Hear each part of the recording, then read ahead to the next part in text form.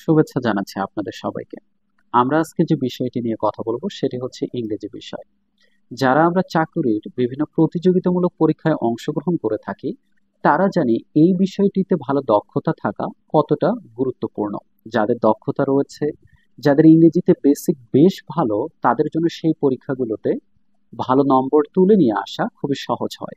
কিন্তু যাদের হচ্ছে এই বিষয়ে বেসিক খারাপ, তারা অনেকাংশেই ব্যর্থ হয়ে থাকেন ভালো নম্বর তুলে আনার ক্ষেত্রে।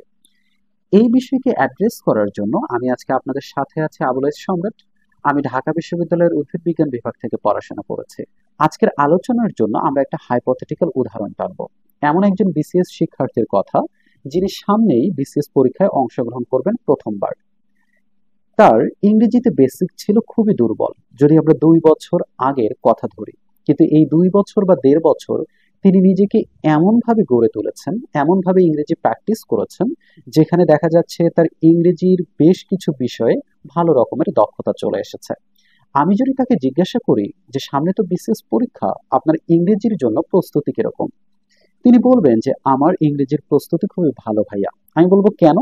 তিনি বলবেন যে আমার ভোকাবুলারি খুবই স্ট্রং, আমি অ্যান্টোনিমস এবং সিনোনিমস কয়েক মাস ধরে পড়েছি, ইডিয়মস অ্যান্ড ফ্রেজেস, প্রিপোজিশনস, এরপরে গ্রামাটিক্যাল যে সকল পার্টস রয়েছে including right form of verbs, voice, narration, এগুলো তিনি ভালো বোঝেন। অথবা জিরান্ড এবং পার্টিসিপল, এদের মধ্যে যে পার্থক্য, সেগুলো বিষয়েও তার অনেক আয়ত্ত রয়েছে। সেই বিবেচনায় তিনি বললেন যে তার প্রস্তুতি খুবই ভালো। ঠিক এই জায়গায় এসে আমি বলবো যে আপনারও যদি এরকমই মাইন্ডসেট থাকে, আপনারও যদি এরকমই স্কিল থাকে, এবং আপনিও যদি বলেন হ্যাঁ ঠিক এই কারণে আমার ইংরেজিতে দক্ষতা চলে এসেছে বা ইংরেজি আমি ভালো পারি, আমি বলবো দ্যাটস এ রং মাইন্ডসেট। এবং বিসিএস এর ক্ষেত্রে এটা আপনাকে অনেকাংশেই পিছিয়ে রাখবে। কেন পিছিয়ে রাখবে আমি আপনাদেরকে বলি। বিসিএস পরীক্ষার জন্য প্রধান যে 3টি ধাপ রয়েছে সুপারিশপ্রাপ্ত হওয়ার জন্য, সেই 3টি ধাপ হচ্ছে: 1, বিসিএস প্রিলিমিনারি পরীক্ষা; 2 নম্বরে যেটা রয়েছে সেটা হচ্ছে লিখিত পরীক্ষা; এবং 3 নম্বরে রয়েছে ভাইভা পরীক্ষা। আমরা সকলেই জানি প্রিলিমিনারি পরীক্ষার যে নম্বর রয়েছে সেটি ক্যাডার পাওয়ার ক্ষেত্রে কখনো যুক্ত হয় না, কিন্তু লিখিত এবং ভাইভার যে নম্বর রয়েছে সেটা যুক্ত হয়ে থাকে, এবং সেখানে সবচেয়ে বেশি পরিমাণে মার্কস রয়েছে। ভাইভাতে 200 মার্কস, আবার এখানে লিখিত পরীক্ষায় ইংরেজিতেই রয়েছে 200 মার্কস। এখন আমি কেন বলছি যে আপনি যদি ওই ছেলের মতো করে চিন্তা করেন তাহলে পিছিয়ে রয়েছেন, কেন বলছি সেটা ভালো করে বুঝুন।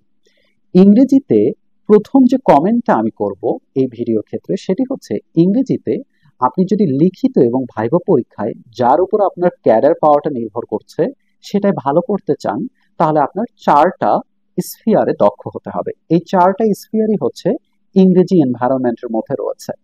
প্রথম যেটা সেটা হচ্ছে রিডিং, এগুলো আপনারা জানেনই। দ্বিতীয় যেটা সেটা হচ্ছে রাইটিং, এরপরে রয়েছে লিসেনিং, তারপরে রয়েছে স্পিকিং। আপনারা বলতে পারেন যে ভাইয়া রাইটিং এবং স্পিকিং বিসিএস এর ক্ষেত্রে লাগতে পারে, কিন্তু বাকি দুটোর কি প্রয়োজন রয়েছে? আমি সেটার উত্তর দেব, কিন্তু তার আগে আমি আপনাকে জিজ্ঞাসা করব, আপনি যে 1.5 বছর বা 2 বছর ধরে ইংরেজির প্রস্তুতি গ্রহণ করেছেন, আপনি তো বললেন হচ্ছে রাইটিং এবং স্পিকিং এর ক্ষেত্রে দক্ষতা প্রয়োজন হয় বিসিএস এ ভালো ক্যাডার পাওয়ার ক্ষেত্রে। সেই দক্ষতা অর্জন করার কি কোনো চেষ্টা করেছেন এই 2 বছর? উত্তর হচ্ছে না। তার মানে আপনার এই 2 বছরে যে পড়াশোনা করেছেন এটি শুধু হচ্ছে প্রিলি কেন্দ্রিক পড়াশোনা। আর বিসিএস যারা আমরা দিয়ে থাকি তারা বলে থাকি যে বিসিএস এর ক্ষেত্রে প্রিলি হচ্ছে জাস্ট একটা টোটকা মাত্র, এটা জাস্ট একটা প্রবেশদ্বার। অর্থাৎ এরপরে আপনি যেটাতে ভালো করবেন সেটাই আপনাকে বেনিফিট দেবে। কিন্তু সেক্ষেত্রে ইংরেজিতে ভালো করার জন্য এই 1.5 বা 2 বছর আপনি কোনো প্রচেষ্টাই গ্রহণ করেননি। ঠিক এক্ষেত্রেই বলছি যে এই 4টা বিষয়ে দক্ষতা প্রয়োজন, যেটার দুটো বিষয়ে হয়তো আপনি একমত, বাকি দুটোর বিষয়ে বলবেন এ দুটো প্রয়োজন নেই, কিন্তু আমি বলবো কিছুটা হলেও রয়েছে। প্রথম যেটা বলেছিলাম সেটা হচ্ছে রিডিং। আপনারা বলতে পারেন ভাই রিডিং কোথায় প্রয়োজন হবে?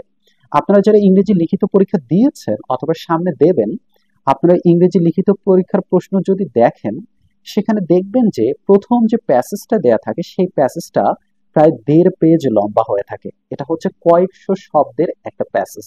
এই প্যাসেজটা আপনাকে পড়তে হবে, এই প্যাসেজ রিলেটেড অনেকগুলো প্রশ্ন আপনাকে উত্তর করতে হবে।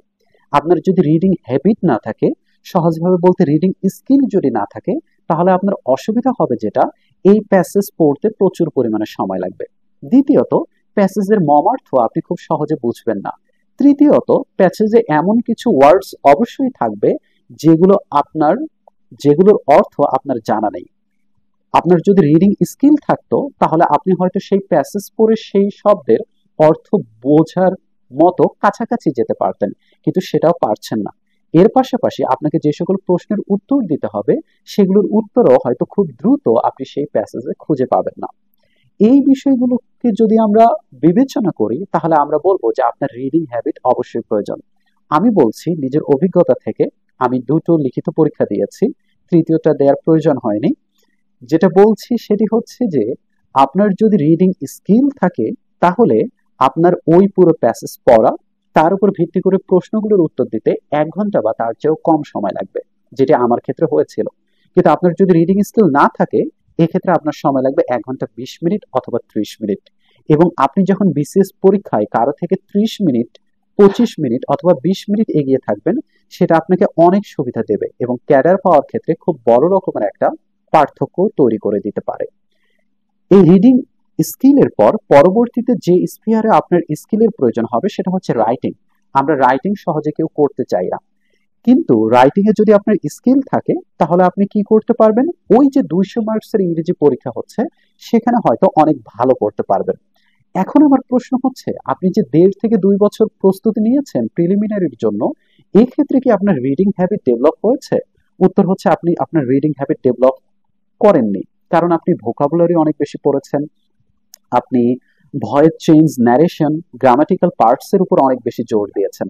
আপনি কি রাইটিং স্কিল আপনার ডেভেলপ করেছেন? উত্তর হচ্ছে আপনি সেটাও করেননি, কারণ ইংরেজি প্রথমত লিখতে ইচ্ছা করে না, তার উপর ভালো ইংরেজি লেখার জন্য যেভাবে ইংরেজি লেখার চর্চা করতে হয় এই বিষয়টাতেও আমাদের আগ্রহ একেবারেই নেই। আপনারা অনেকে বলতে পারেন যে ভাই আমি ভোকাবুলারি পড়েছি, ভোকাবুলারি পড়লে ইংরেজি খুব ভালো লেখা যায়। আমি বলবো আপনি যদি এটা ভাবেন তাহলে আপনি বোকার স্বর্গে বাস করছেন। আমি ক্লাস 7 থেকে ইংরেজি ভার্সনে পড়াশোনা করেছি, পাশাপাশি আমি যে বিসিএস পরীক্ষা দিয়েছি বাংলা বিষয়টা বাদে পুরো বিসিএস এর সব বিষয়গুলো আমি হচ্ছে ইংরেজিতে দিয়েছি লিখিত পরীক্ষায়। সেই প্রেক্ষাপটে সেই অভিজ্ঞতা থেকে আমি বলছি যে আপনি যদি এটি মনে করেন যে ভোকাবুলারি যদি স্ট্রং হয় আপনার রাইটিং স্কিল ডেভেলপ হবে তাহলে আপনি ভুল ভাবছেন। এজন্য আমি বলছি যে আপনি যেমন রিডিং হ্যাবিট তৈরি করেননি তেমনি আপনি হচ্ছে রাইটিং স্কিলও তৈরি করেননি। 3 নম্বরে গিয়ে যেটা আসবে সেটা হচ্ছে লিসেনিং। এই যে 4টা স্পিয়ারের কথা বললাম, রিডিং, রাইটিং, লিসেনিং, এরপরে স্পিকিং, এদের মধ্যে লিসেনিংটা সবচেয়ে কম পরিমাণে লাগে। এর পিছনে বেশ কিছু কারণ রয়েছে, সেগুলোতে আমি যাব না, কিন্তু এতটুকু বলছি যে লিসেনিং স্কিল কম পরিমাণে লাগলেও একেবারে যে লাগবে না এমনটা নয়। ধরুন আপনার প্রথম চয়েস হচ্ছে ফরেন ক্যাডার, আপনি যখন ভাইভা বোর্ডে প্রবেশ করবেন আপনাকে A to Z হয়তো ইংরেজিতে প্রশ্ন করা হবে, সেক্ষেত্রে লিসেনিং স্কিল অবশ্যই ইম্পর্টেন্ট। দ্বিতীয়ত, আপনার যদি প্রথম চয়েস অ্যাডমিন অথবা পুলিশ অথবা অডিটস অ্যান্ড অ্যাকাউন্টস, কাস্টমস অথবা ট্যাক্স হয়ে থাকে, সেক্ষেত্রেও দেখা যায় শুরুতে গিয়ে যখন প্রবেশ করবেন আপনাকে বলা হবে ইন্ট্রোডিউস ইয়োরসেলফ। ধরে নিচ্ছি যে চেয়ারম্যান স্যার এটা আপনাকে বলল। এর পরবর্তীতে যদি দেখা যায় যে হ্যাঁ আপনি ইংরেজিতে খুব ভালোভাবে উত্তর দিচ্ছেন, হয়তো পুরো বোর্ড সকল প্রশ্নই আপনাকে ইংরেজিতে করছে। আপনি এটা শুনে বলতে পারেন ভাইয়া এমনটা হয় না আসলে, কিন্তু আমি নিজের অভিজ্ঞতা থেকে বলছি এমনটা হয়। আমি 44তম বিসিএস এর ভাইভা দেওয়ার জন্য 150 থেকে 200-র উপর ভাইভা অ্যানালাইসিস করে গিয়েছি। সেই ভাইভা অ্যানালাইসিস করার ক্ষেত্রে আমি দেখেছি যে অনেক ক্ষেত্রেই ফার্স্ট চয়েস হচ্ছে অ্যাডমিনিস্ট্রেশন অথবা পুলিশ, তাকে ইংরেজিতে প্রশ্ন করা হচ্ছে। কেন? ছেলেটা হয়তো ইংরেজিতে ভালো। শেষে গিয়ে চেয়ারম্যান স্যার তাকে আবারও জিজ্ঞেস করছেন যে আপনার তো ইংরেজিতে বেশ ভালো রকমের দক্ষতা রয়েছে, কিন্তু তবুও আপনি কেন ফরেন অ্যাফেয়ার্সকে ফার্স্ট চয়েস দেননি? অর্থাৎ পুরো বোর্ড তার ক্ষেত্রে ইংরেজিতে হয়েছে and the whole board was very much impressed. সেই প্রেক্ষাপটে আমি বলছি যে ইংরেজির জন্য আপনার লিসেনিং স্কিল লাগবে, কিন্তু এটা হচ্ছে less important compare to other 3 spheres of English language. এরপরে যেটা রয়েছে সেটা হচ্ছে স্পিকিং। আমরা সবাই ইংলিশ স্পিকিং এ খুব ভালো হতে চাই, কিন্তু আমাদের সেক্ষেত্রে দক্ষতা অনেক কম রয়েছে। এখন আমি যদি ঠিক আগের প্রশ্নটাই করি যে আপনার ইংলিশ স্পিকিং এর দক্ষতা কম, কিন্তু আপনি ফার্স্ট চয়েস ফরেন অ্যাফেয়ার্স দিয়েছেন অথবা অ্যাডমিনিস্ট্রেশন দিয়েছেন, হয়তোবা আপনি যখন বিসিএস ভাইভা বোর্ডে যাবেন আপনাকে ইংরেজিতে প্রশ্ন করা হবে, সেক্ষেত্রে আপনি কি নিজেকে প্রস্তুত করেছেন এই 1.5 থেকে 2 বছরে? উত্তর হচ্ছে না, আপনি নিজেকে প্রস্তুত করেননি। আপনি শুধু ভোকাবুলারি পড়েছেন, ওই আগের মতো আপনি শুধু গ্রামার পড়েছেন। ঠিক এই বিবেচনায় আপনি যদি বিসিএস ভাইবা বোর্ডে যান, আপনার যদি ফার্স্ট চয়েস ওগুলো হয়ে থাকে, আপনি হয়তোবা ধরা খাবেন, আপনি হয়তোবা ইংরেজি বলতে যাবেন, কিন্তু দেখা যাবে আপনি জানেন ইংরেজি কিভাবে বলতে হয়, কিন্তু ঠিকভাবে বলতে পারছেন না, অথবা ঠিকভাবে বলতে পারলেও আপনার সেই কনফিডেন্সটা আসছে না।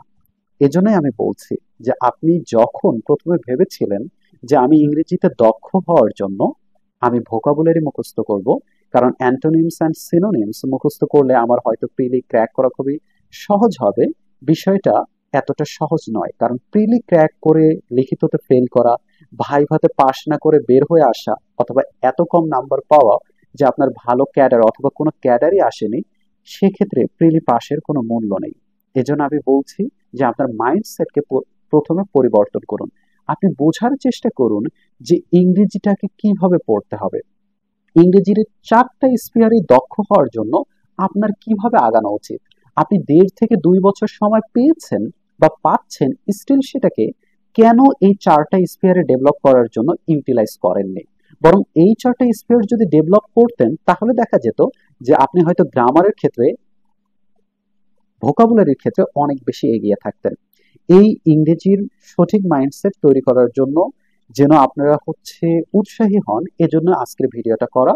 এবং আমরা এই ভিডিওর একটি সেকেন্ড অংশ নিয়ে আসব, সেখানে আমরা আলোচনা করব ইংরেজিতে এই 4টা স্পিয়ারে দক্ষ হওয়ার জন্য কিভাবে নিজেকে আগাতে হবে, কিভাবে প্রস্তুতি গ্রহণ করতে হবে এবং কোন এনভায়রনমেন্টে থেকে প্রস্তুতি গ্রহণ করতে হবে।